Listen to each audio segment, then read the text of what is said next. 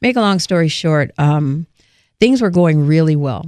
And we rolled up on 2005, which was literally the best year ever in real estate. And the market, I mean, the double-digit appreciation and all of the availability for loans and things were just so hot. You didn't even have to know what you were doing in those days. You just could just raise up and say, "You want to buy?" "Yep, I'm buying." And you were closing deals. So it was insane. We had an amazing market in 2005. I remember.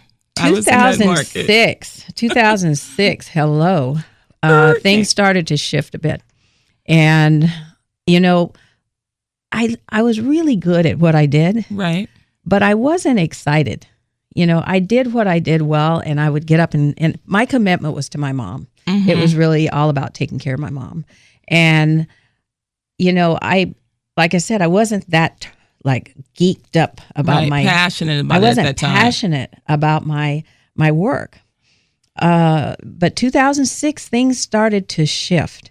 And I had a couple of clients that came to me. I'll never forget. I sold a lady. She came from Dallas, Texas. Mm-hmm. She came in. She thought she was going to find a 5,000 square foot house here in L.A.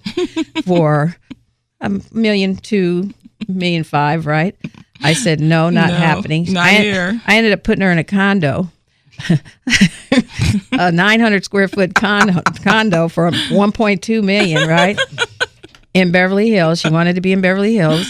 And she was so pissed. She was so irritated. This is a different market here. Oh my goodness. So here we are. It was June of 2006 and she just invested in this $1.2 million condo.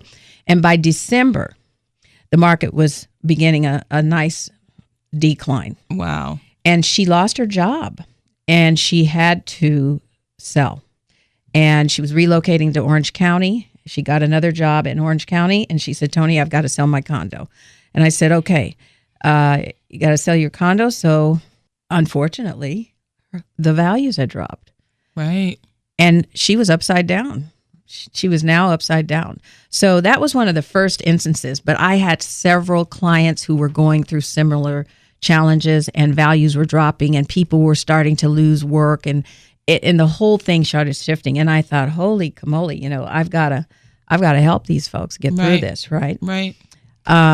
It got worse, and it got worse. And as you know, 2007, it was really bad. And then by 2000 and actually in 2007, my income was really being affected because we were not closing the deals in the same fashion and at the same pace. So I started to work with the banks on selling properties for less than what was owed. Understood. Wow. And the real key was that I could not put my head in the sand. I lost my place. I had to relocate my mom. I had to regroup and really suit up and show up and reinvent yourself. Reinvent myself. Absolutely. Literally had to reinvent myself. So it was a real challenge, but I was determined not to go.